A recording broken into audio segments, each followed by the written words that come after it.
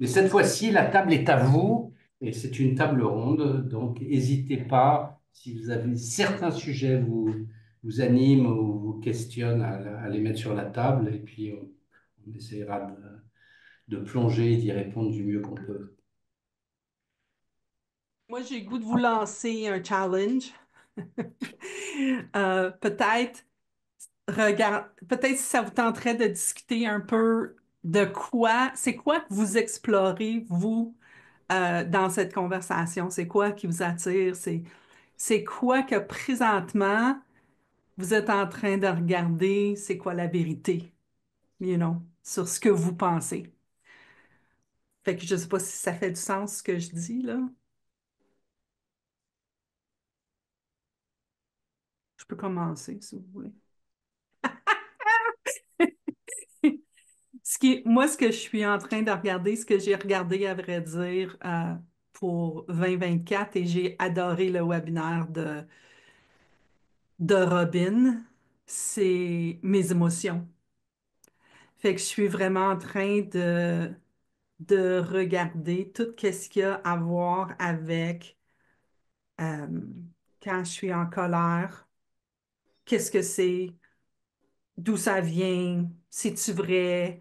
Euh, Puis je vois plein de choses à travers tout ça. Puis je vais vous dire que ce matin, et j'ai pas approfondi dans le sujet, mais je peux vous dire que ce matin, qu'est-ce qui est apparu dans mon espace, c'est et si c'était tout de l'amour? Et si tout était de l'amour? Et je trouve ça inspirant. Puis je continue à, je continue à explorer dans ce sens. Fait que c'est ça que je voulais vous partager aujourd'hui. Si tu peux être un tout petit peu plus, parler un petit peu plus de qu'est-ce que ça veut dire tout et de l'amour. Ben écoute, ce qui m'est apparu ce matin, c'était euh, la colère. Je pensais à la colère. Puis là, j'étais comme, pourquoi on viendrait en colère? Pourquoi on se met en colère? Pourquoi la colère apparaît? Right? Si on écoute ce que Robin a dit que le sentiment était quelque chose de naturel.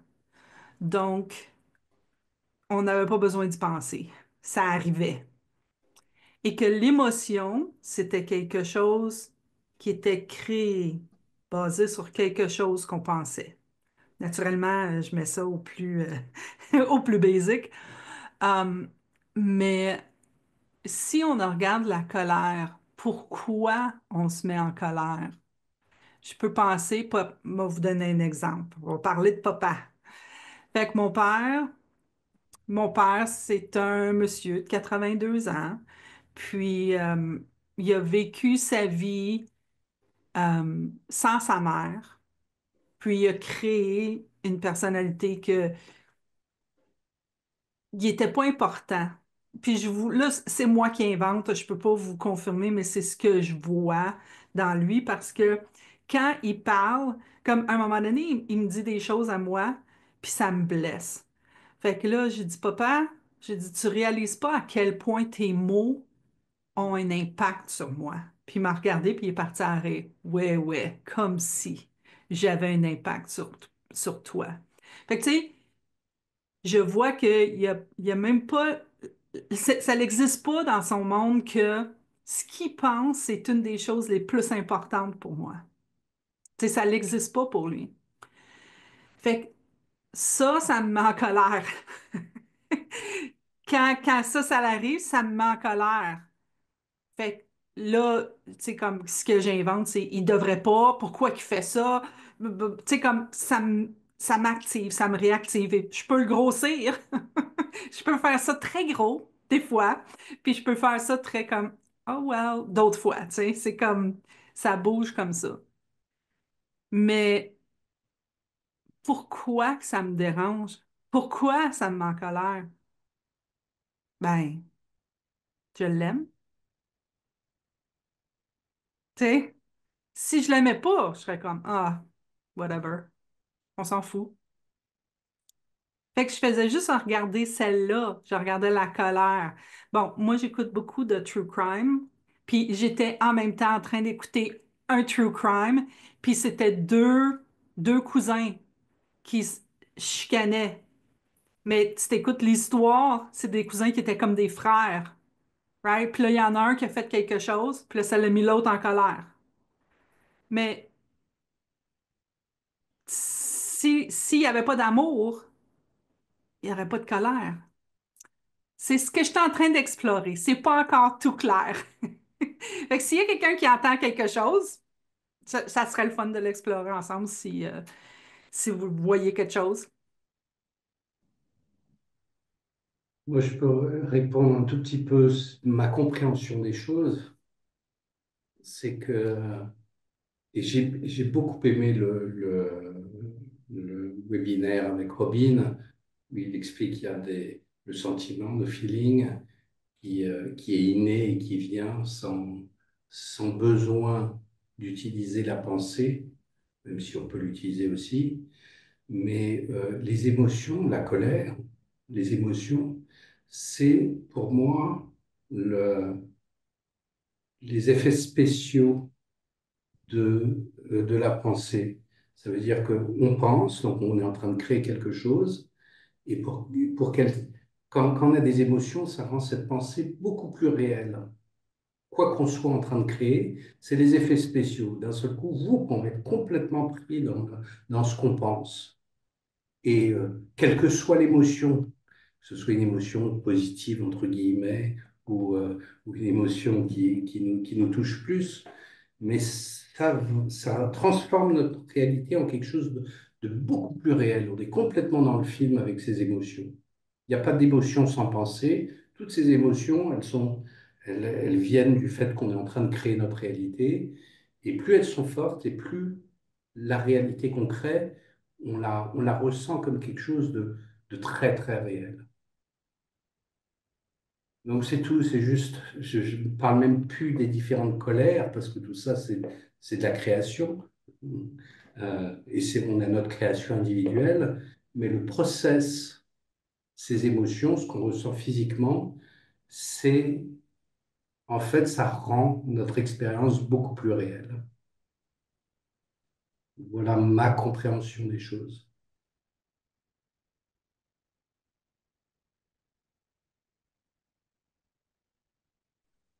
Euh, Bonsoir tout le monde.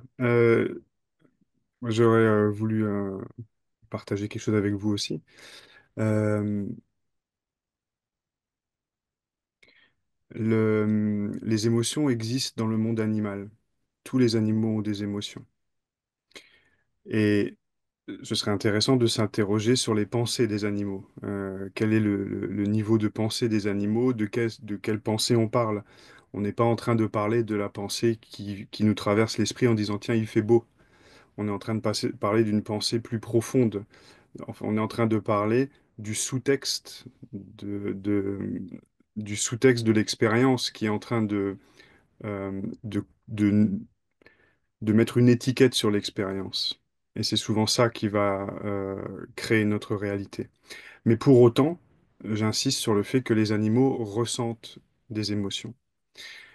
Et dans mon travail de thérapeute, j'aime bien, quand on parle de la colère, j'aime bien parler du gorille. Et le gorille, parce que c'est assez, tout le monde voit de quoi on parle à peu près, et c'est quand même très très symbolique. Ouais. Et le gorille, en fait, il fait exactement ce que vient de faire Hervé, c'est-à-dire qu'il gonfle sa poitrine pour faire caisse de résonance et il tape très fort dessus.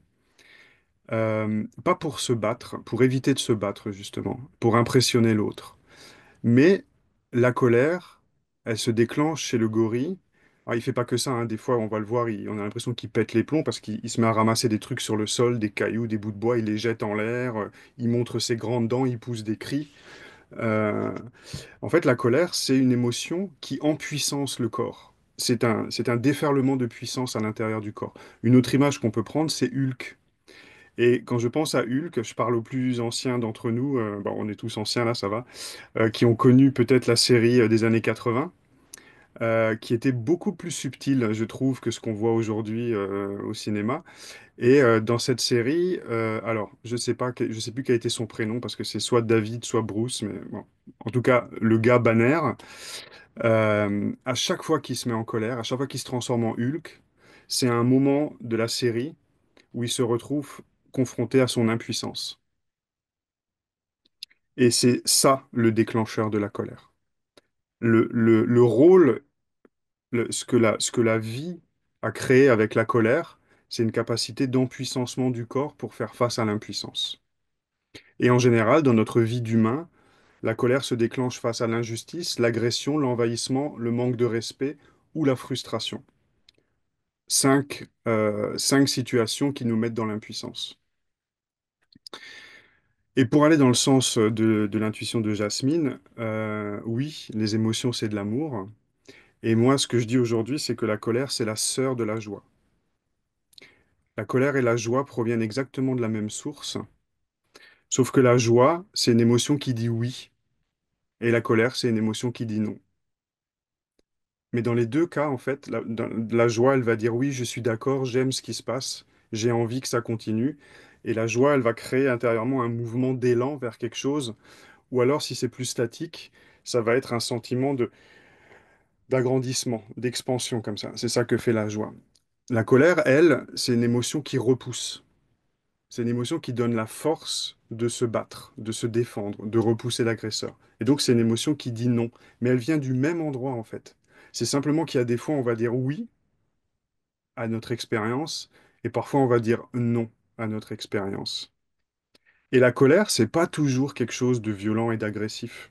La colère, c'est parfois simplement la petite impulsion qui nous permet de dire non. Et ça peut être un non simplement ferme, mais doux, mais juste ferme. Et cette fermeté, dans le non que je vais dire, c'est de la colère. C'est l'énergie de la colère, mais simplement, comme elle n'a pas été retenue par des décennies de relations avec notre père qui nous a jamais compris ou qui a jamais pu nous regarder comme on aurait voulu, alors cette colère-là, quand elle s'accumule, elle va sortir plus fort. Mais la colère spontanée, instantanée du non à quelqu'un qui est en train de dépasser les limites, elle n'a pas besoin d'être explosive, violente, hurlante. Ça peut juste être non, non. Et en général, quand on se laisse animer par ce non, par cette énergie du non, la personne, elle comprend immédiatement qu'elle a dépassé les limites et elle s'arrête tout de suite. Juste parce qu'elle le sent. Oui. Ouais. Alors, on peut ne pas être tout à fait sûr. Et dans certains cas, éventuellement, on peut tomber sur une tête de con qui a tendance à aimer dépasser les limites, parce qu'il y a des gens comme ça, ils ont besoin de dépasser les limites, ils ont besoin de, de rentrer dans l'espace des autres. Mais ces gens-là, quand ils rencontrent un nom de quelqu'un qui est ancré, qui est sûr de lui, ils dévient et ils vont chercher une autre victime. Voilà. Donc je voulais juste partager ça. Si je devais résumer ce que je voulais vous dire, euh, c'est que pour moi, c'est un tout petit peu difficile quand je vous entends lier les émotions avec les pensées, comme si c'était faux, enfin comme si c'était une création, parce qu'en réalité, nous avons des émotions parce que nous avons un corps. Ça doit rejoindre probablement ce que disait Robin avec les sentiments, qui disait que c'était naturel et tout. Peut-être qu'il décline l'émotion comme une extension du sentiment. Et moi, j'ai pas entendu ce qu'il a dit, donc je peux pas rebondir là-dessus. Mais en tout cas, si on parle de pensée, on parle de quelque chose de très profond, parce que c'est quelque chose qui concernerait même les animaux, dans une manière de construire notre expérience. Et je pense, enfin pour moi, les émotions, et c'est tout le travail que je fais sans arrêt, c'est nos grandes amies. Toutes les émotions sont nos grandes amies. Ce sont des solutions, en fait. C'est le vivant à l'œuvre pour régler quelque chose qui porte notre corps, qui nous pousse, qui nous entraîne dans une direction.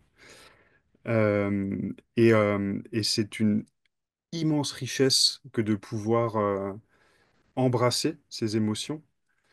Euh, afin de profiter complètement de leur enseignement, de ce qu'elles proposent de faire et de ce dont elles nous informent. Euh, voilà, je crois que j'ai tout dit. J'ai même l'impression d'avoir parlé longtemps. Si j'ai besoin, je redirai d'autres choses. Merci de m'avoir écouté.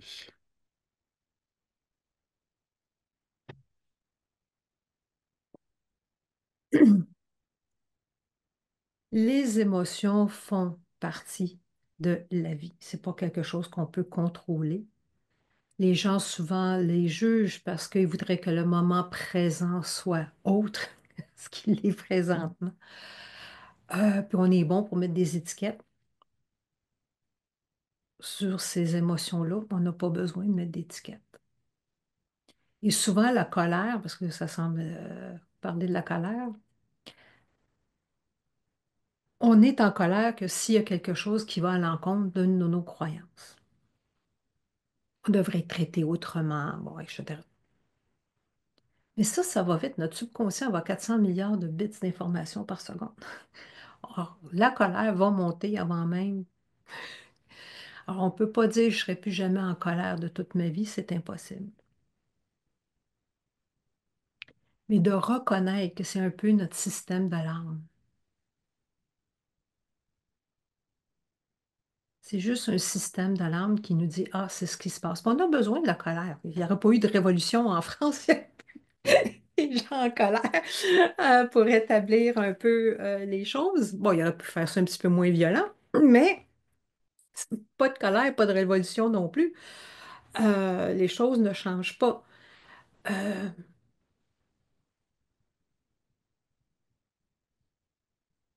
mais cette sensation dans le corps, comme je dis, toutes les émotions sont bonnes. On leur met des étiquettes, bon, mauvais.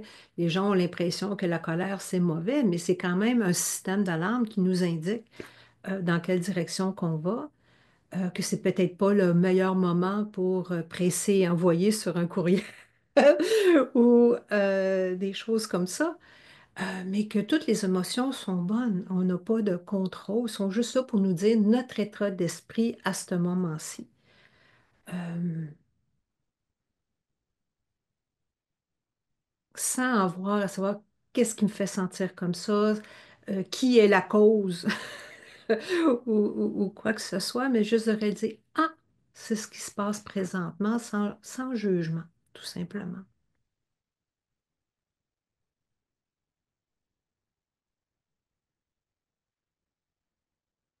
Ça fait partie de la vie. C'est quoi la colère si on ne met pas l'étiquette la colère?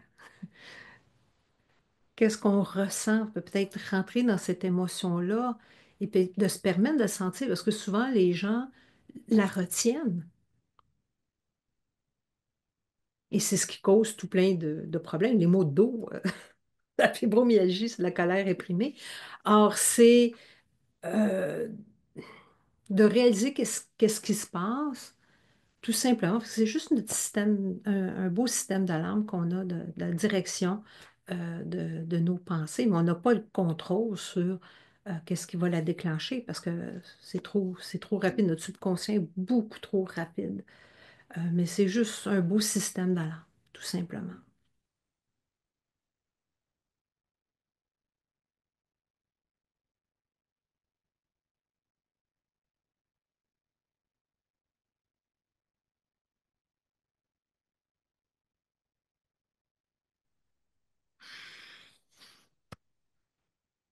Ouais,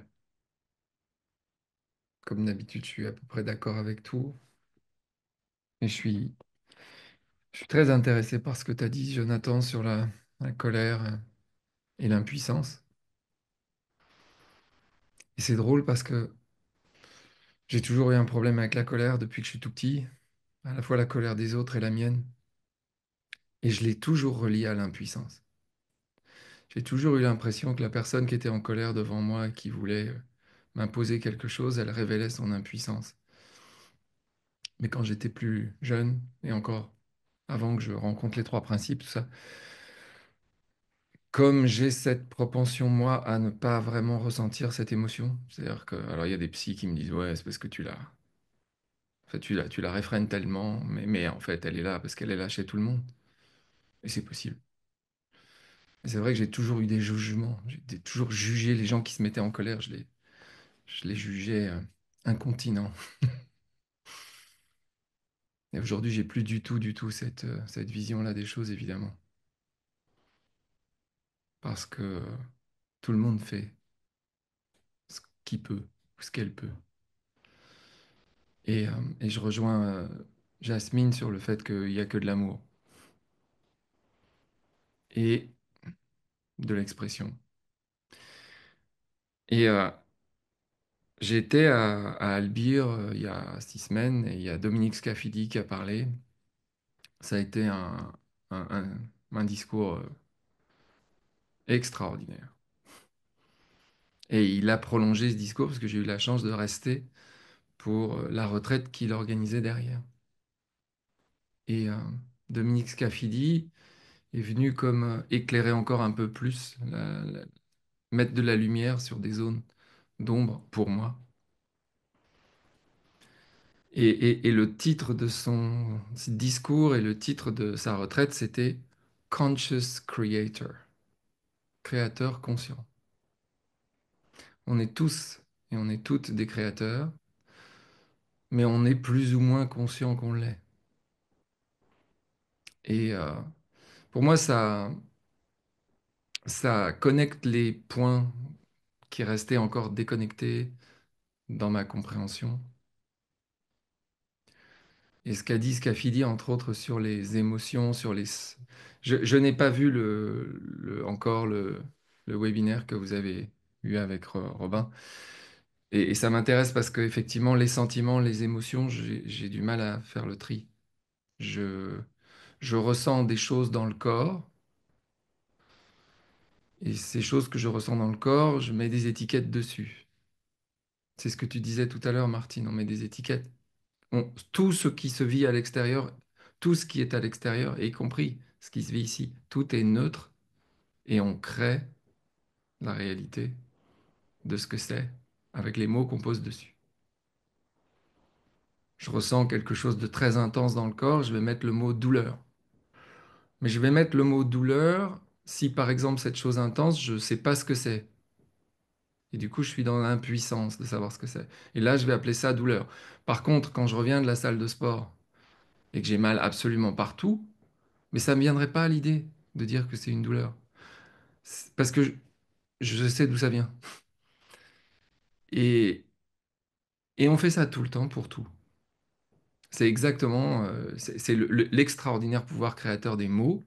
Et les mots, c'est quoi? C'est l'encre des pensées, pour moi.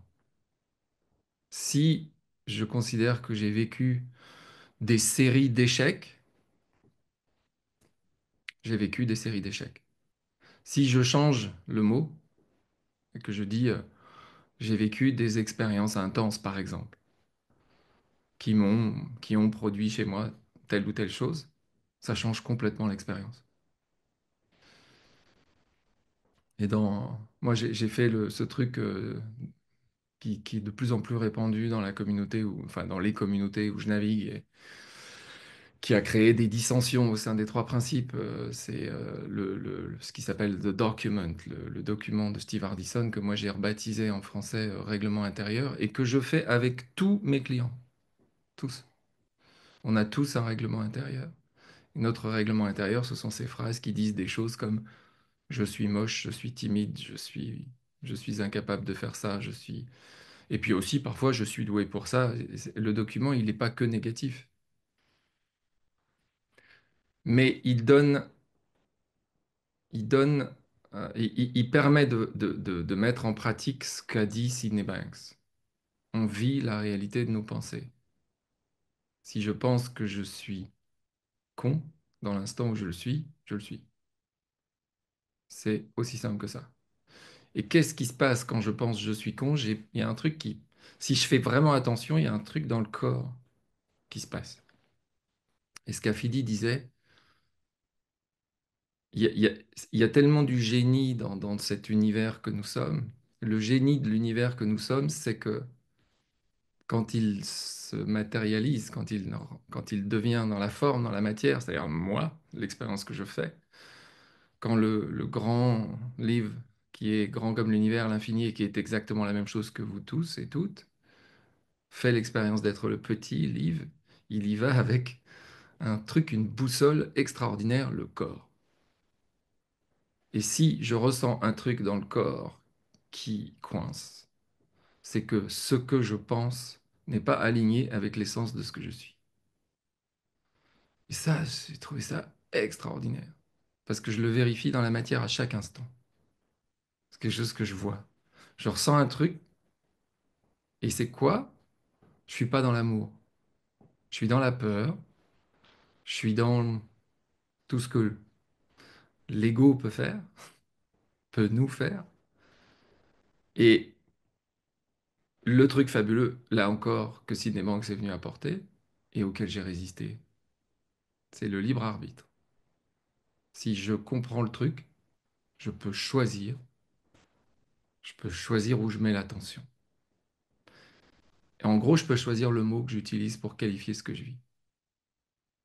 Je peux dire colère, je peux dire intensité. Et ça change l'expérience.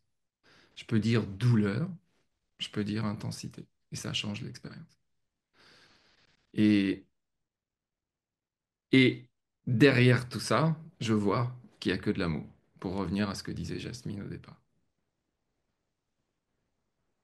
Voilà, j'ai beaucoup parlé. Et il y a des mains levées, j'ai très envie de vous entendre. Isabelle. C'est un sujet qui inspire la colère, hein. C'est chouette de voir que ça résonne chez nous tous. Et j'ai vraiment résonné avec tout ce que vous avez partagé. Et j'avais envie de partager comment moi je le ressens. Pour moi, il y a une sorte d'échelle d'intensité énergétique qui correspond aussi à des paliers de conscience.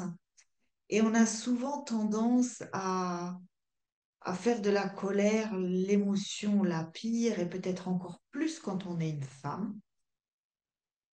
Mais si je regarde cette échelle d'émotions, au plus bas de l'échelle, il y a le désarroi, le désespoir, cet état qui, du point de vue énergétique, est proche de la mort. Cet état où on dit, à quoi bon? De toute façon, quoi que je fasse, ça va rien changer. Le système est pourri, les politiciens encore plus, alors la société. Et quelquefois, ce sentiment est valorisé parce que ça place les gens dans une position critique d'intelligence, des gens qui sont censés percevoir la réalité pour ce qu'elle est. Mais quelque part, c'est une émotion morte et autodestructrice. Et quand on monte dans l'échelle des émotions, on passe par ces moments de peur où on se dit, ben, finalement, je peux peut-être faire quelque chose, mais il va y avoir un prix à payer et puis c'est pas garanti si je fais quelque chose, mais on sent qu'il y a déjà un peu plus d'énergie. On n'est pas complètement désemparé. Et puis, quand on monte, si je saute des paliers, qu'on arrive à la colère, c'est la première émotion qui est capable de faire bouger les choses. C'est exactement ce que a dit Jonathan. C'est la première émotion qui a de la puissance. Mais donc, pour moi, si je vois quelqu'un en colère, c'est 10 000 fois mieux que quelqu'un qui est dans le désarroi. Peut-être parce que j'ai fait l'expérience de quelqu'un qui était à ce point dans le désarroi que 24 heures plus tard, il était mort d'un infarctus. Le désarroi, c'est une émotion morte, une émotion qui n'aide personne, ni la personne qui la sent, ni les autres. La colère, c'est une émotion qui va faire bouger les choses. Alors, clairement, elle est orientée vers les obstacles au lieu d'être orientée vers ce qui nous porte ou ce qui nous tire. Elle est orientée sur ce qu'on croit qui est au milieu du chemin et qui nous dérange. Donc, la direction de cette émotion est peut-être pas idéale. Mais à ce niveau-là, c'est cette montée en puissance qui monte quand on en a marre d'avoir marre et que ça monte. Et tout de suite après, il y a le courage. C'est-à-dire que la colère doit être là pour pouvoir nourrir le passage à l'action euh, qui est dans la bonne direction et qui canalise l'énergie. C'est la première émotion qui canalise l'énergie et qui va dans le sens où on veut aller. C'est le courage. Elle est tout de suite après la colère. Donc moi, le fait d'avoir vu ça, ça me fait quand j'ai des gens avec qui je travaille qui me disent, oh, j'ai un problème, je suis en colère, euh, de leur faire réaliser que c'est chouette d'en arriver là. On est à un palier du courage pour passer à l'action. Donc, c'est le début d'une ascension dans les paliers de conscience qui est, je trouve, très louable, qu'il est important de réaliser pour ce qu'elle est, parce que ça enlève tout le poids qu'on met sur la colère et de tant de gens qui n'osent pas ressentir cette colère et qui, du coup, retombent en bas de l'échelle dans ben, qu'est-ce qu'on va faire. Et j'ai trouvé génial que Jasmine a apporté ce sujet parce que moi, c'est une émotion que j'aime beaucoup, la colère. Et l'important, c'est de savoir que c'est bien de la vivre, peut-être pas en étant entouré, et de peut-être de ne rien faire pendant ces moments-là. Mais ce moment où on s'enferme, on s'autorise à faire monter la vapeur, comme dans la cocotte minute, et qu'on sait que ça va faire sauter le couvercle et qu'on va passer à autre chose, c'est super important. Et j'avais envie de donner cette image dans laquelle je crois et que je vis de la colère.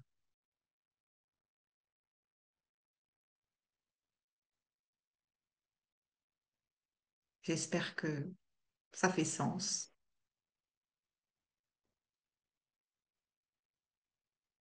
Jonathan, si tu veux. Alors, pour moi, ça fait sens, d'autant plus que courage, c'est un mot qui est construit à partir de cœur, c'est-à-dire que le courage, c'est la modalité du cœur.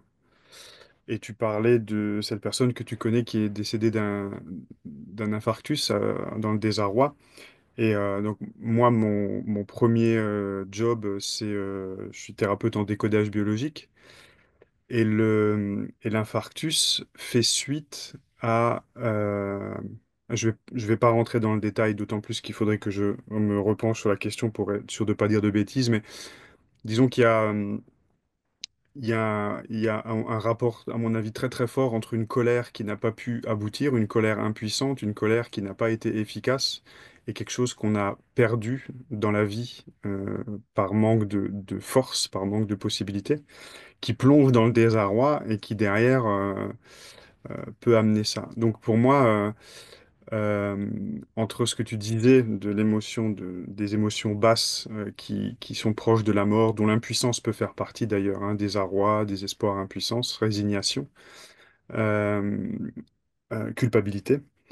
Euh, donc toutes ces émotions-là, et la colère, effectivement, c'est de l'énergie, c'est de la puissance qui vient à l'intérieur de nous pour faire quelque chose et pour amener à la modalité du cœur, à l'élan du cœur, c'est-à-dire le courage. Ça fait très sens avec cette personne dont tu parles, qui est décédée d'un arrêt cardiaque. Euh, je voudrais juste préciser un truc par rapport au sujet du tout début. Moi, je m'étais juste machinalement noté qu'aujourd'hui, il y aurait un webinaire sur mon agenda et j'ai pu me libérer. Et donc, je me suis inscrit en début d'après-midi en découvrant le thème. Donc, je suis spontanément là, mais par rapport au fait de faire une table ronde, j'avais rien apporté de particulier. Mais je suis très content de la manière dont ça se déroule et de ce qu'on échange là.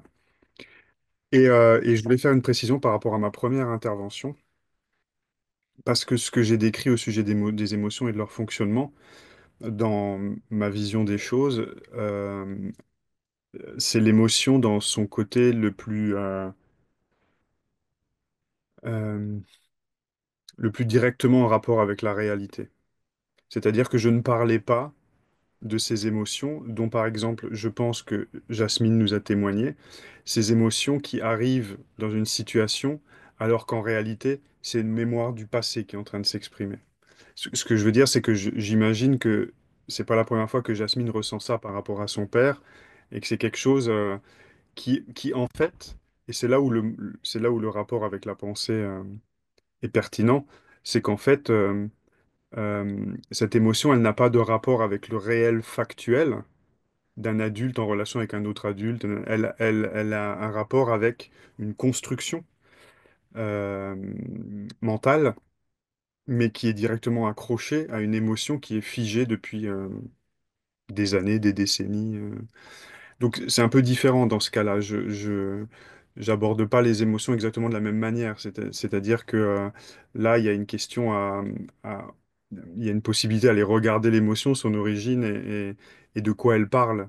Et c'est là où elle devient, ce que Martine disait, une alarme. C'est un signal. Elle nous donne une information. Elle dit quelque chose.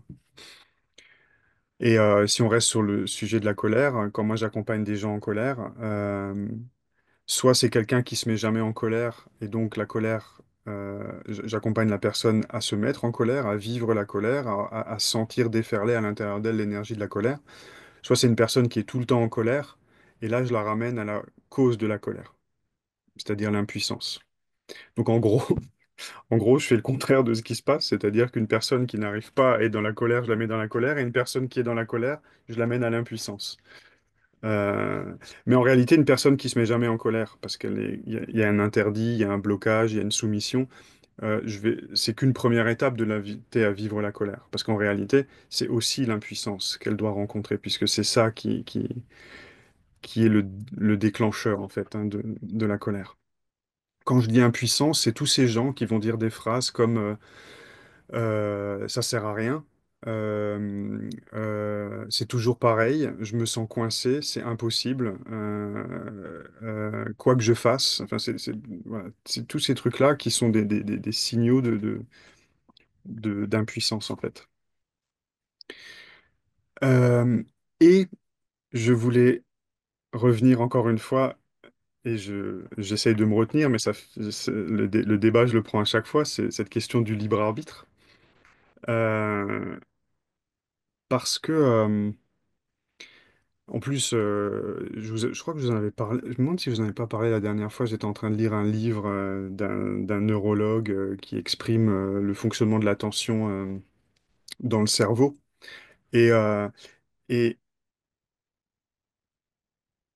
euh, cette idée qu'on puisse choisir où c'est qu'on pose son attention, euh, c'est possible que dans, que dans des fenêtres d'expérience humaine réduites. Le reste du temps, c'est notre cerveau qui décide où va se poser notre attention. L'attention, elle est préchauffée par tout un système interne et elle se pose là où le cerveau le décide. Il y a cette expérience fameuse où on demande à des personnes, on lui montre une vidéo avec des gens habillés en blanc qui se font des passes avec un ballon blanc et des gens habillés en noir qui se font des passes avec un ballon noir. Le sujet, enfin, le but de l'expérience, c'est de compter le nombre de passes de ballon blanc. Les gens font ça, et au milieu de la vidéo, qui dure une minute trente, il y a un mec habillé en gorille tout noir qui débarque d'un côté, qui s'arrête, qui fait comme ça, puis qui ressort du truc. Et il y a un pourcentage incroyable, très élevé, je ne vais pas le dire parce que je l'ai pu, mais qui ne voient pas le gorille, qui ne l'ont pas vu. Et quand on leur remonte la vidéo avec le gorille, ils pensent que c'est une autre vidéo qu'on leur montre. Pourquoi? Pourquoi? Parce que la consigne, c'était de compter le nombre de passes de ballon blanc. Et le cerveau, dans sa volonté de performance, pour se concentrer sur le nombre de passes de ballon blanc, il va effacer spontanément le noir, ou le diminuer, le négliger. Et c'est pas quelque chose qu'on fait consciemment, c'est le cerveau qui fait ça pour répondre à la consigne. Et donc, comment est-ce qu'on peut mettre son attention sur le gorille si on le voit pas, si notre cerveau l'efface? Euh, c- c'est compliqué. Et donc, et ça, c'est juste une expérience, mais notre fonctionnement est globalement comme ça. On, on- on ne choisit pas où se pose l'attention. Dans ce livre, il y avait aussi une très belle image sur le problème de la concentration et de la distraction. Problème éminemment connu de tous les gens qui ont été à l'école. Beaucoup d'entre nous se sont fait engueuler, voire punir parce qu'ils n'étaient pas concentrés, parce qu'ils étaient distraits. Et le gars, il explique que en fait, la distraction, c'est un élément de survie indispensable. Et il donne l'exemple, il dit, imaginez, vous êtes dans une bibliothèque et vous êtes en train de lire un livre absolument intensément intéressant et vous êtes plongé dedans. Si votre cerveau n'avait pas le pouvoir de la distraction, la bibliothèque pourrait prendre feu et vous crameriez vivant dedans avec un grand sourire en train de lire votre livre. Parce que vous n'auriez pas senti la fumée, parce que vous n'auriez pas entendu l'alarme, parce que vous n'auriez pas vu les gens courir dans tous les sens, et parce que vous n'auriez peut-être même pas senti les flammes qui commençaient à lécher votre corps. Tout ça, c'est des éléments qui nous distraient de la tâche qu'on est en train de faire, et c'est vital de pouvoir être distrait. Et donc notre attention, en fait, elle se balade au gré de tout ce que l'évolution a créé dans le vivant, et qui sont des priorités, en fait, euh, pour, euh, pour nous. Et ces priorités, on ne les maîtrise pas toutes. Et donc oui, dans certains cas, on a un espace pour choisir de poser son attention ailleurs, euh, mais euh, au moment où on est saisi par une émotion, c'est d'abord cette émotion qui attrape notre attention. Et c'est seulement quand cette émotion va commencer à relâcher son étreinte qu'on va commencer à avoir un peu plus de choix pour poser son attention quelque part. Mais, euh, mais ce choix, à mon sens, est quand même très très limité, très en dehors de notre contrôle. Voilà, je passe la main.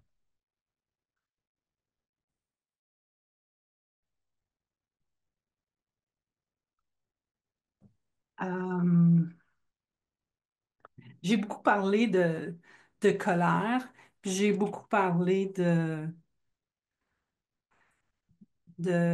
ça. Je crois que là, c'est comme on est rendu très intellectuel. On est en train de regarder tout comment le cerveau fonctionne.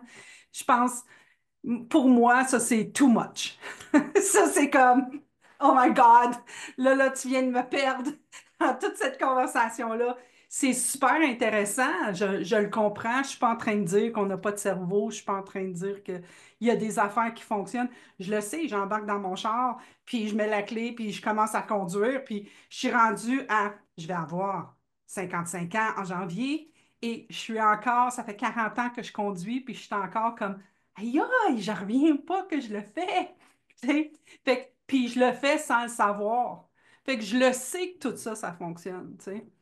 Mais je pense que dans une des choses que tu as dit, Jonathan, c'est que oui, on ne peut pas le voir. Tu sais, si tu le vois pas, tu peux pas savoir. Mais c'est ça que je suis en train de regarder. Je suis en train de prendre mon regard intérieur puis de vraiment le regarder. L'autre jour, un autre événement m'est arrivé. Je suis sortie dehors.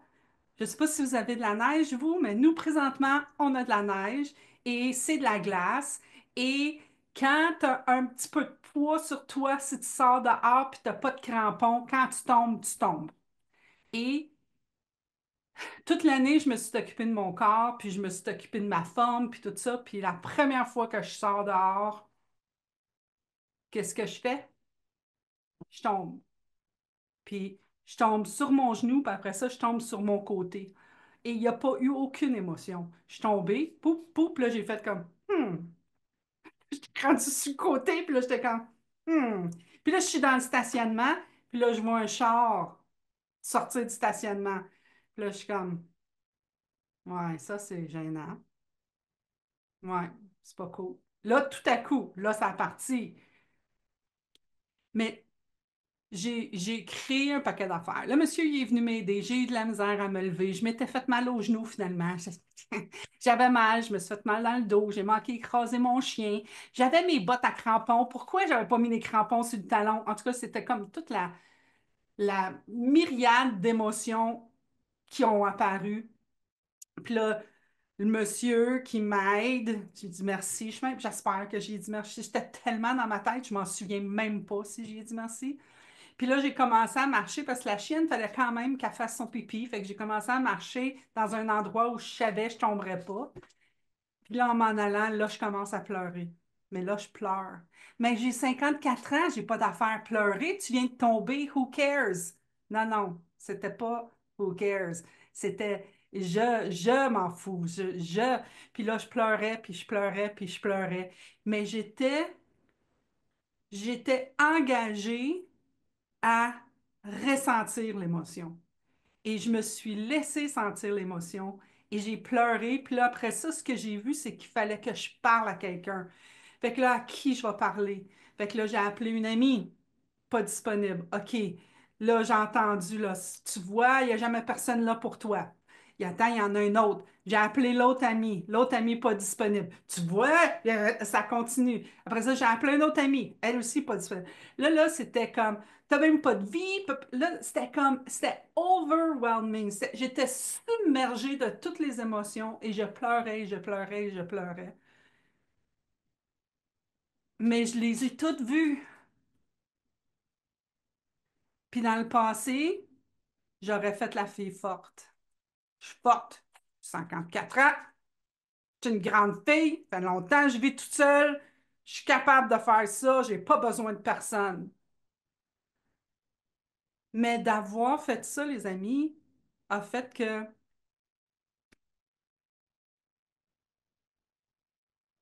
je suis humaine. C'est comme si tout à coup, c'était comme ah, mais il n'y a rien de pas correct avec moi, j'ai eu de la peine. Ça, quelle importance mon âge? Quelle importance que mes amis étaient occupés. Oh, excusez, ils n'ont pas tout réarrangé leur horaire pour parler à Jasmine parce qu'elle pleure, tu sais. Mais j'aurais pu leur dire, si j'avais dit là, j'ai de la peine, j'ai besoin de parler à quelqu'un, ils auraient sauté là-dessus, je le sais qu'ils auraient sauté, puis ils seraient venus me voir. Mais je ne l'ai pas fait parce que je me suis dit, je ne devrais pas.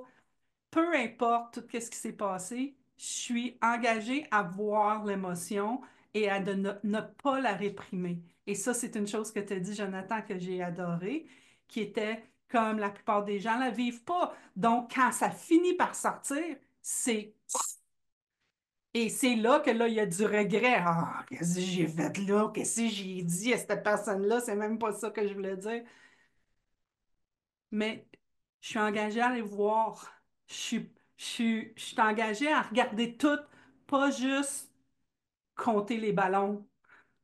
Tu sais, c'est ça, c'est là que je vais pour moi. Fait que je voulais juste comme juste ramener ça un petit peu à, c'est pas la colère que je regarde, c'est pas la tristesse que je regarde, c'est de regarder quand je suis en train de ressentir quelque chose, c'est quoi qui est en train de se passer, puis de me laisser le faire. Et je peux vous dire que il n'y a aucune data là-dessus. Jonathan, peut-être tu vas m'en sortir, remarque. Mais dans ma tête, le poids que j'ai, c'est extrêmement étroitement relié à tout ce que je réprime dans ma vie. Puis, je suis allée voir mon ostéopathe lundi passé, je suis tombée samedi, je suis retournée la voir le lundi d'après, puis l'ostéopathe, elle me regarde. Voyons, t'as-tu perdu du poids depuis que je t'ai vu lundi? C'est pas vrai. J'ai aucune preuve de tout ça. Aucune. Mais c'est un feeling. C'est comme non, je vais continuer à faire ça, puis je sais que je vais arrêter de transporter le poids que je transporte. C'est ça que je voulais dire. Hervé, c'est à ton tour. Oui, je ne sais plus bien ce que je voulais dire. En fait, il y a tellement de choses qui m'intéressent dans ce que vous dites. J'ai mon cerveau qui part à toute vitesse, partout, dans plein de directions différentes. Euh, j'ai envie de parler des concepts d'identité, du journal, je ne suis pas sûr qu'il t'appelait ça le journal de livre, mais j'ai plein de choses qui pétillent dans mon cerveau là-dessus. Mais je reviendrai sur Jonathan et Bon, plusieurs choses. Une des choses qui était un signal d'alarme chez moi, c'est quand on parlait de la colère comme un signal d'alarme. Pour moi, c'est de l'information, c'est pas un signal d'alarme. Alarme, c'est il y a danger. Et c'est de l'information. Et toute cette énergie qu'on crée dans nos émotions, c'est de l'information, toujours de l'information.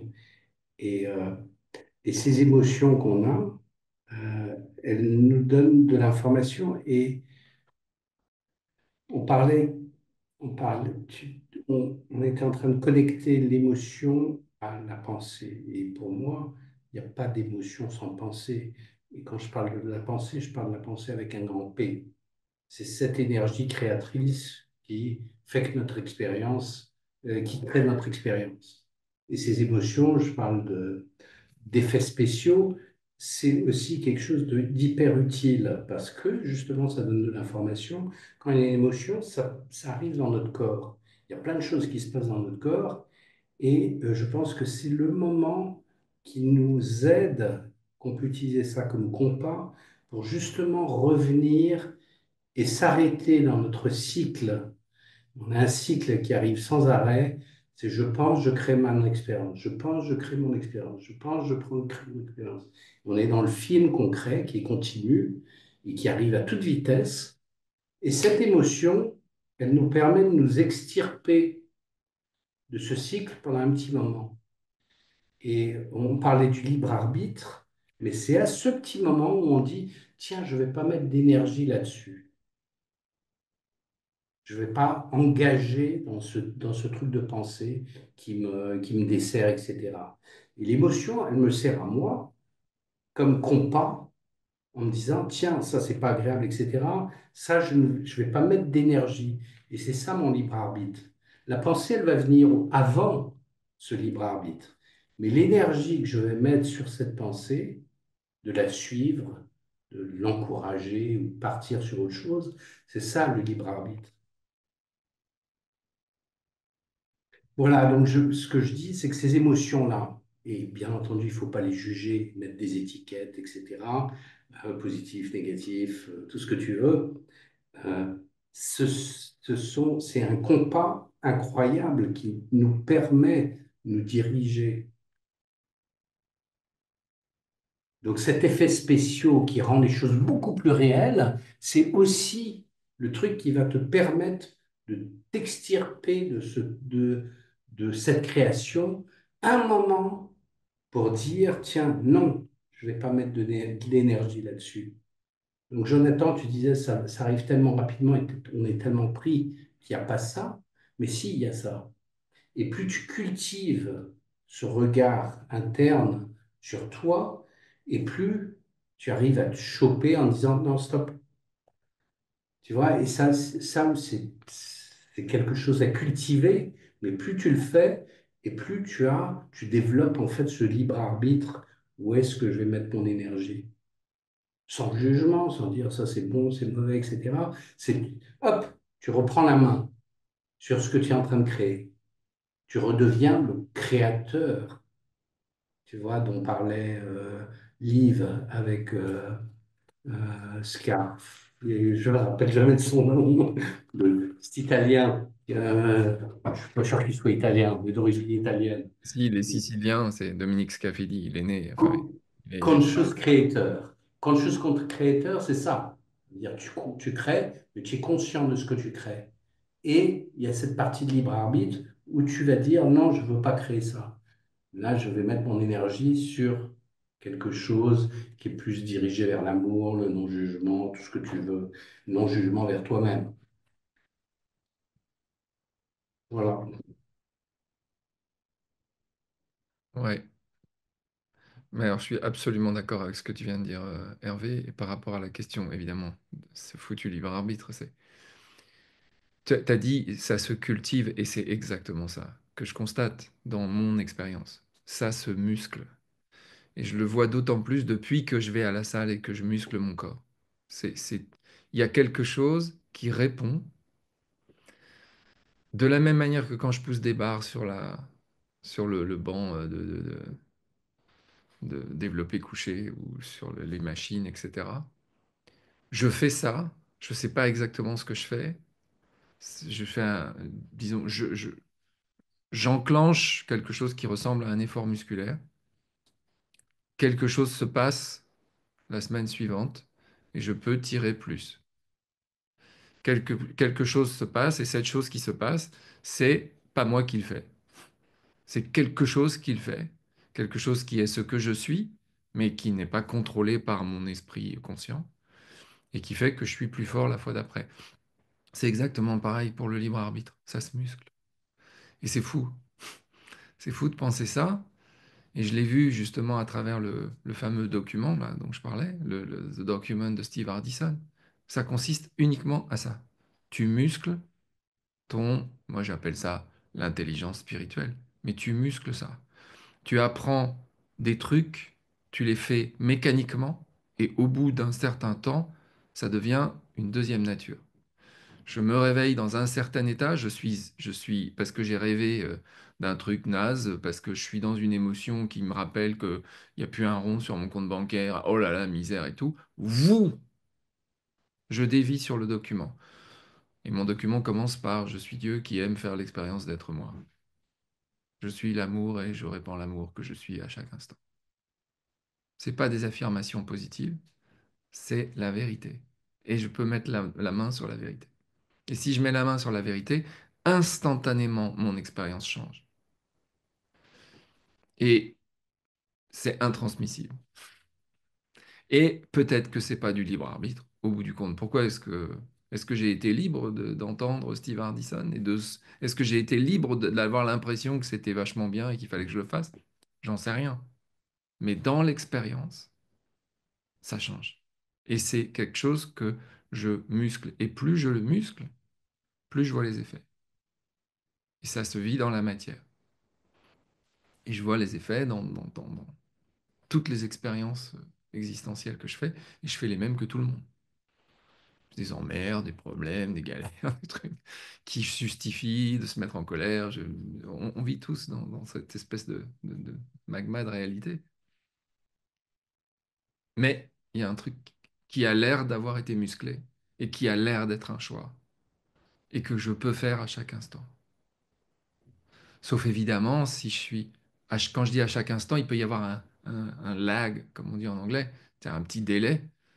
Parce que si c'est l'amygdale qui est cette partie du cerveau reptilien là, qui est excitée parce que le chasseur-cueilleur, il fallait qu'il se sauve quand il entendait un ours, c'est exactement la même chose. S'il y a un truc qui me prend par surprise, oui, il va y avoir un temps de réponse. Mais Viktor Frankl parlait de ça, il appelait ça la flexibilité dans la réponse. Il y a quelque chose que je muscle et qui est une flexibilité dans la réponse et qui change mon expérience et qui apaise incroyablement et que je ne vivais pas avant. C'est tout ce que je constate et j'en tire pas d'autres conclusions. Toi, Isabelle.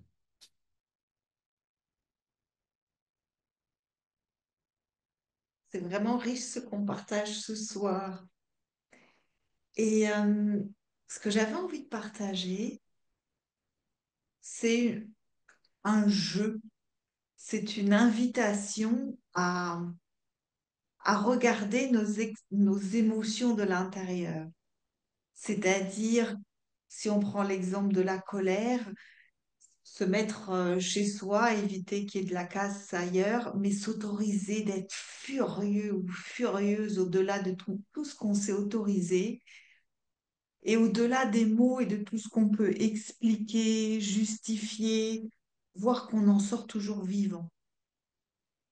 Quelque part, pour moi, ça nous réconcilie avec nos émotions. On les voit plus comme quelque chose de dangereux, à corriger, à maîtriser, à comprendre, à ne pas juger.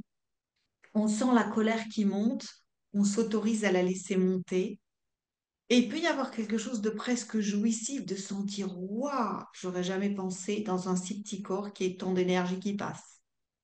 Et la même chose avec la tristesse. Moi, quand je suis triste, je ne sais pas pourquoi, j'ai envie de prendre un bain. Et l'idée que je remplis la baignoire avec mes larmes, ça me met en joie à la fin du bain.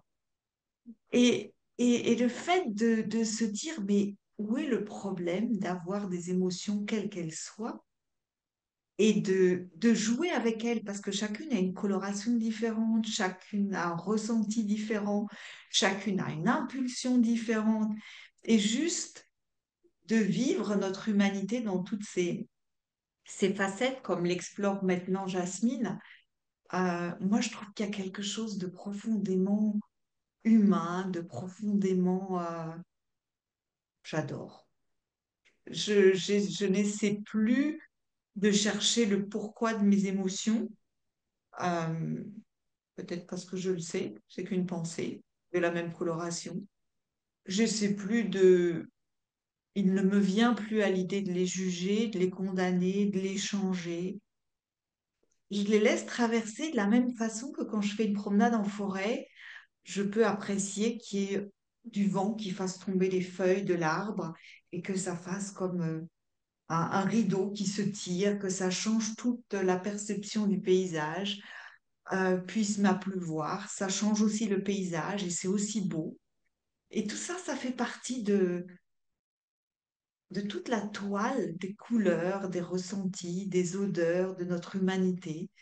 Et j'avais envie de partager cette invitation à et si on les laissait toutes nous traverser sans nous poser davantage de questions que de comment j'ai envie de vivre ma tristesse, de remplir la baignoire avec mes larmes, de sortir sans parapluie pour faire pleuvoir dehors. Juste une façon très décomplexée et ludique de vivre nos émotions.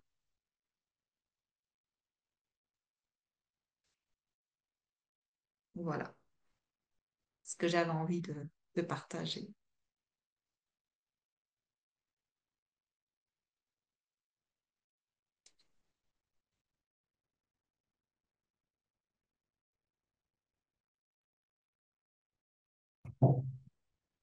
Oui, il y a trois choses que je voulais partager. La première, j'aimerais bien entendre Nadine si elle a des choses à dire. Et avant ça, il y a deux choses qui m'ont marqué. La première, c'était la discussion. Au départ, Jonathan a parlé des animaux, qui disait les animaux ont des émotions, et ça me paraît évident. Je vois la joie d'un chien qui vient te... ou la peur d'un chien vis-à-vis de choses, j'ai l'impression qu'ils sont beaucoup plus dans le moment présent que nous, et peut-être c'est une bonne chose. Euh, et ça m'intéresse, le niveau de conscience des animaux. On voit les poulpes qui ont le cerveau qui est dans tout le corps, et le film, mon professeur, l'Octopus, je ne connais pas le titre français de ce film, ça m'intéresse de voir comment l'intelligence de l'univers s'exprime au travers dans d'autres êtres vivants. Euh, la deuxième chose, c'est on a parlé un tout petit peu de la colère et des gens qui ne ressentaient pas la colère. Donc moi, je suis un petit peu comme Liv. Je me suis mis en colère, je crois, peut-être deux fois au cours des 20 dernières années. Et Jonathan, tu parlais du fait qu'il y avait, tu poussais tes patients à exprimer cette colère et qu'il y avait aussi, euh, je ne sais plus exactement comment tu t'exprimais là-dessus. En tout cas, ça m'intéresse parce que euh, je, je n'éprouve pas, je n'éprouve très très peu la colère et ça me semble pas vraiment un problème, en tout cas pour moi. Voilà. Juste, alors je reprends la parole sur ce sujet-là. Je pousse pas les gens dans la colère artificiellement, hein. Je vais pas les provoquer pour les mettre en colère parce que je les trouve pas assez en colère.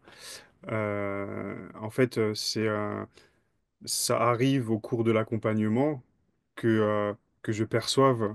Moi, je suis très sur la conscience corporelle et il y a des signes quand même qui parlent de la colère. Et par exemple, quand au cours d'une situation, la personne sent une compression dans la poitrine, je fais l'hypothèse, et je me permets pas d'imposer ça comme une réalité, mais je fais l'hypothèse que là, il y a quelque chose qui est retenu, et en général, c'est la colère. C'est-à-dire que normalement, quand la colère peut s'exprimer, c'est comme un volcan, il y a quelque chose qui monte comme ça. Et donc le fait de sentir cette compression à cet endroit-là, une respiration difficile ou des choses comme ça, c'est très souvent une colère qui dit pas son nom. Euh, Quand quelqu'un devant de l'injustice fond en larmes, euh, il y a quelque chose de bizarre. Théoriquement, c'est pas la place de la tristesse. Voilà. Mais encore, tout ça, c'est que des hypothèses, c'est théorique. Mais ça me donne des signes et je vais regarder. Quelqu'un qui sent, quelqu'un qui dit qu'il sait pas ce qu'il est en train de ressentir, qui ressent rien, et puis quand on creuse un petit peu par des petites techniques pour quand même faire émerger les sensations qui existent et qui me parle de chaleur dans le ventre ou dans la poitrine, ça attire mon attention. Là, il y a quelque chose qui est en train de se passer. La chaleur, ça va souvent de pair avec la colère. Et donc, comment ça se fait que la personne, au début, ne ressent rien? Donc voilà, je fais pas, j'essaye, en tout cas, au maximum, de pas faire d'intervention artificielle. Et si les personnes ne sont pas en colère, ne ressentent pas de colère dans leur vie, euh, c'est pas forcément, enfin, je prétends pas que c'est mal. Par contre, quelqu'un qui ne ressent pas de colère dans sa vie et qui porte des jugements sur la colère des autres, ou quelqu'un qui ne ressent pas de colère dans sa vie et dont la vie témoigne d'une forme de soumission à l'autre, là pour moi, ça, encore une fois, ça pointe du doigt quelque chose. Et pourquoi est-ce que, enfin pourquoi, je sais pas pourquoi, mais euh, une de mes hypothèses, c'est la colère arrive tellement souvent sur le tapis, c'est parce que nous vivons dans des sociétés, dans une société, hein, puisque c'est quand même relativement mondialisé maintenant et on a à peu près tous la même culture ici dans les grandes lignes. Nous vivons dans une société de domination, en fait. Il y a des gens qui exercent du pouvoir sur d'autres gens. Et euh, euh, proscrire la colère, rendre la colère immorale, c'est le meilleur moyen de garder des gens sous contrôle. Et qui c'est qui parlait de Martine parlait de la Révolution française. Euh, c'est un exemple parmi d'autres de cette colère qui peut permettre de changer les choses. Et la Révolution française, elle a eu lieu parce que pendant des siècles, la colère pouvait, elle grondait et elle ne s'exprimait pas. Et quand elle a trouvé un passage, elle s'est engouffrée de manière collective et elle a emporté un peuple. On pourrait discuter de plein de choses sur les modalités de la Révolution française, hein. C'est pas aussi magnifique qu'on veut bien nous le faire. Enfin, il y a des choses, même derrière la violence, il y avait des grosses manipulations. Et quelle est la réelle liberté que le peuple français a pu trouver après ça? On peut en discuter longtemps, hein. Je mets pas la révolution sur un piédestal, loin de là. Mais en tout cas, dans certains cas, la colère peut être utile. Et je pensais aussi à une autre forme de colère dont on parle assez peu, mais quand un être humain trouve la force de soulever une voiture qui écrase la jambe de son enfant coincé, c'est la colère qui permet ça. C'est la colère qui empuissance le corps et qui décuple les forces et qui permet d'obtenir des résultats qui sortent un petit peu de l'ordinaire, à la manière de Hulk. Et cette colère-là, c'est, c'est encore une fois un élan profond de vie spontanée qui est en train de s'appliquer de manière un peu automatique, animale, réflexe, instinct. Voilà. Donc, voilà. Juste pour répondre à ça, ouais, j'ai aucun problème avec les gens qui ne ressentent jamais de colère. Enfin, c'est pas tout à fait vrai ce que je dis. Je vais quand même mettre un petit bémol. Euh, j'ai tendance à me méfier de tout ce qui est un peu extrême. Donc, les jamais ou les presque jamais soulèvent un point d'interrogation pour moi. Mais juste un point d'interrogation, pas d'hypothèse particulière ou de parce que jamais et toujours c'est des excès en fait. Ça semble il semble qu'il y a une absence d'équilibre là-dedans, mais pas plus quoi, tu vois, c'est juste une interrogation.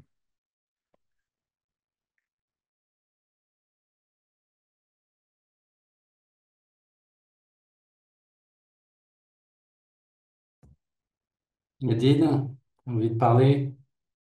Tu es en mute.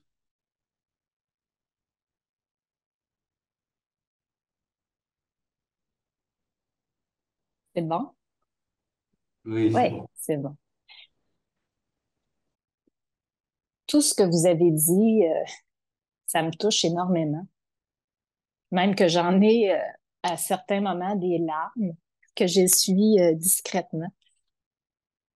Euh, pour rebondir sur la colère, je dois dire aussi que de vous avoir entendu, Jonathan, Isabelle, Jasmine, Hervé, euh, ça me donne des outils pour pouvoir ne plus avoir peur de la colère. Surtout quand elle est manifestée par un membre de la famille, un ami, notre conjoint. Euh, Ça me permet de regarder la colère puis d'être quand même, peut-être pas puissante, mais de pas être impuissante, en tout cas. Et c'est quelque chose que j'avais jamais envisagé parce que pour moi, la colère, avec les pensées que j'avais et que je nourrissais probablement inconsciemment, euh, c'est ça, ça me rendait, j'avais juste envie de fuir, j'avais juste envie de quitter la pièce, puis de pas l'affronter, même, je dirais, de pas savoir ce que l'autre veut me partager ou ce que l'autre veut exprimer. Donc, il y a comme maintenant, il y a comme un désir je vais t'entendre. Je vais t'entendre me dire ce qui se passe à l'intérieur de toi. Mais encore là, comme Jasmine, tu disais que ton père était pas conscient, mais en partageant ça, ça me fait dire aussi que j'ai un peu aussi cette habitude de fuir quand les gens ont de la colère. Puis maintenant, ben, je pense que si la prochaine fois quelqu'un se met en colère, je vais avoir une vision totalement différente. Faudra peut-être que je pratique plusieurs fois pour pour avoir une réaction différente, mais disons que la graine est semée. Euh, pour certains d'entre vous, il y a, il y a des gens qui savent que je termine mes vacances. J'ai été partie 5 semaines du Québec. Euh, Ces vacances-là, ce qui m'ont permis de vivre, justement, c'est de briser les habitudes. Je fais rien d'extraordinaire en vacances. Je, je marche. Je marche justement pour me sortir un peu de ce qui me programme dans la vie. Euh, Regarder un cellulaire, de répondre à des courriels, intervenir dans une situation de problème parce que je fais de la location. Bon, il y a souvent de la réparation à faire et tout ça. Donc, les vacances me donnent l'occasion de défaire des routines. Donc, de me mettre dans des situations qui vont faire que je vais penser différemment. Puis, j'ai pris conscience pendant les 5 semaines euh, que en vivant des expériences différentes, ben, j'ai pu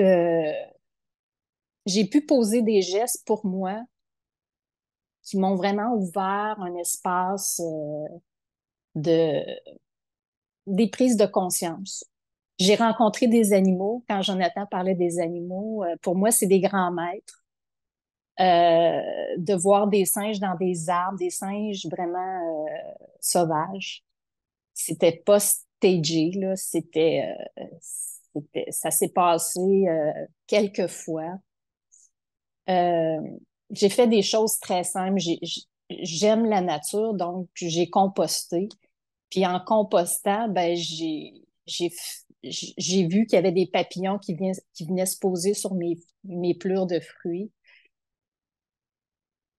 Bon, ça, j'ai pas l'occasion de faire ça au Québec, mais c'est juste pour vous dire que avec euh, l'écoute de vos partages, puis de faire des liens aussi avec ce que je vis, ben, ça permet de nourrir la conscience.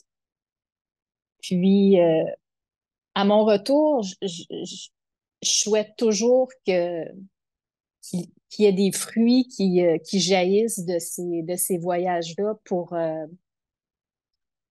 avoir une pensée différente de mon quotidien. J'ignore, ben, j'ai un peu des outils grâce aux 3P, puis de faire advenir, de faire advenir des actions parce que mes pensées, je les juge moins ou disons que le champ des possibles s'élargit.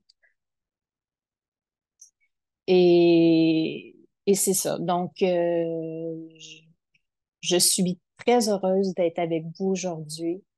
Je savoure et j'écoute avec beaucoup comme un cadeau. Vous allumez dans mon sapin de Noël des, j'ai envie de dire des boules de conscience. Puis c'est touchant. Je dis souvent ça, mais c'est ça, ça me touche. Puis se montrer vulnérable aussi, je pense que c'est là qu'on touche notre vraie nature. Puis pour moi, ben c'est ça. Donc je suis heureuse d'être là. Puis je sais pas où ça va me mener, mais j'ai confiance. Merci.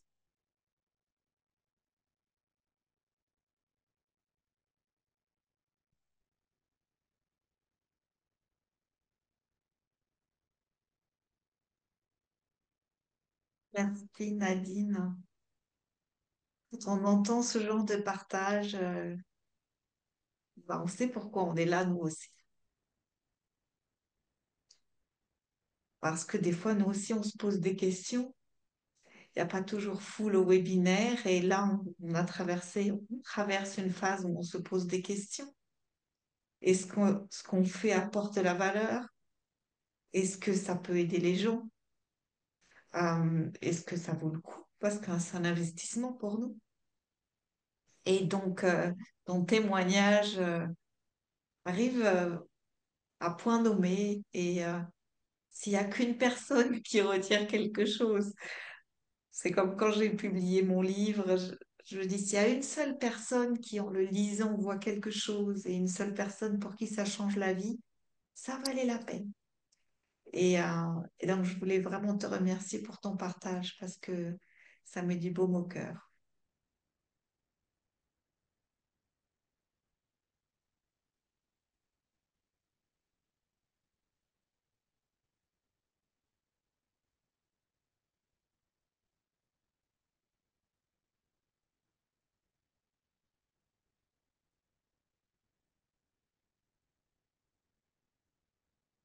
Il nous reste quelques minutes en fait, et c'est la dernière rencontre de l'année. Et c'est beau qu'on soit tous dans notre vulnérabilité, qu'on qu'on accueille toutes les petites graines qui ont été semées. Et vraiment, c'est une belle soirée. Et ça me met en confiance pour l'année prochaine. L'envie de qu'on continue à se retrouver, qu'on partage des sujets.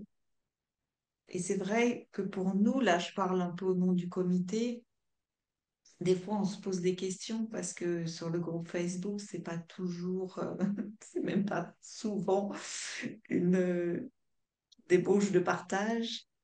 Et quelquefois, justement, à ces webinaires, il n'y a pas foule, même s'il y a énormément de gens qui nous écoutent en différé, parce que l'heure n'est pas toujours adaptée, et des gens qui systématiquement, depuis des années, et beaucoup, j'en apprends tous les jours, regardent nos enregistrements sur YouTube. Mais pour nous, c'est un autre plaisir de vous avoir en direct et de prendre la température au jour le jour.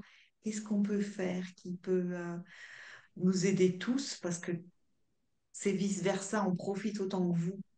Qu'est-ce qu'on peut partager qui nous permet de traverser notre expérience humaine avec le plus de grâce, le plus de joie, le plus de puissance, la plus de créativité. Et, et voilà, c'est l'intention en tout cas que je pose pour 2025. Fait que moi, je vais dire, alors si vous êtes en train d'écouter sur le replay, s'il vous plaît, faites un commentaire. Si vous êtes sur le groupe Facebook, s'il vous plaît, faites un commentaire. Donnez-nous de l'amour. Je pense que on recherche l'amour dans le fond, mais tu sais, c'est pas juste pour ça, c'est pour nous dire, OK, qu'est-ce qu'on fait en vaut la peine ou est-ce que ça n'en vaut pas la peine dans le fond, tu sais. Fait on adore entendre parler de vous quand on a des meetings puis qu'on voit les commentaires sur le YouTube. Ça nous donne des frissons. C'est ça qui comme nous nourrit. Fait que oui, Nadine, merci. Jonathan, merci. Martine, merci d'être toujours là. Tu sais, je veux dire, on est super content de vous avoir, puis d'avoir vos partages, puis d'explorer puis de voir c'est quoi qui est quoi, tu sais. Fait que merci beaucoup. Je voulais dire, c'est la dernière session de l'année. Je reconnais le fait que les choses marchent vraiment par la sensation que je ressens pendant ces webinaires. C'est-à-dire que je me sens bien. J'adore discuter avec vous. Et j'ai ce sentiment qui naît plus au cours des minutes où je me sens bien. Je suis juste bien. Et je me dis, ça, c'est ça le chemin, en fait. Les trois principes, c'est cette sensation où on se sent bien et elle apparaît naturellement. Bon, c'est sûr qu'on est dans un environnement où il n'y a aucun jugement. Les gens peuvent dire tout ce qu'ils veulent. Et je pense pas que en 2 ans, que j'ai vu une remarque de jugement les uns sur les autres. Bon, de temps en temps, on juge les choses, mais, euh, mais les gens peuvent s'exprimer. Et je pense qu'ils doivent ressentir le fait qu'il n'y a aucun jugement. Il y a de l'intérêt, il y a de la curiosité, il y a tout un tas de choses et que notre but, trois principes francophonie, mais trois principes d'une manière générale, c'est en fait d'expliquer que notre but, c'est d'arriver à diminuer la souffrance, éradiquer la souffrance mentale dans le monde. Et on pense, honnêtement, que cette compréhension des trois principes, ça va permettre aux gens, quand ils entendent quelque chose de vrai, de d'éradiquer en eux cette souffrance petit à petit, qu'il y a des choses qui vont se passer et que d'un seul coup, pouf, on se sent mieux. Et il n'y a pas, il y a juste une compréhension de la manière dont les choses marchent, comment on crée notre expérience humaine dans le moment. Et cette compréhension, petit à petit, nous permet de nous sentir beaucoup mieux. Et derrière l'expression, quand on se sent bien, de cette compréhension des trois principes, c'est de l'amour. Voilà, c'est tout simple. Voilà, je voulais terminer 2025 sur ces belles paroles. 2024. 2024. Voilà. Le futur n'existe pas. Alors, le premier webinaire de 2025, c'est le 23 janvier. On va faire ce qu'on fait d'habitude. Là, on va vous ouvrir un lien d'inscription, vous envoyer des informations au fur et à mesure que ça va se développer.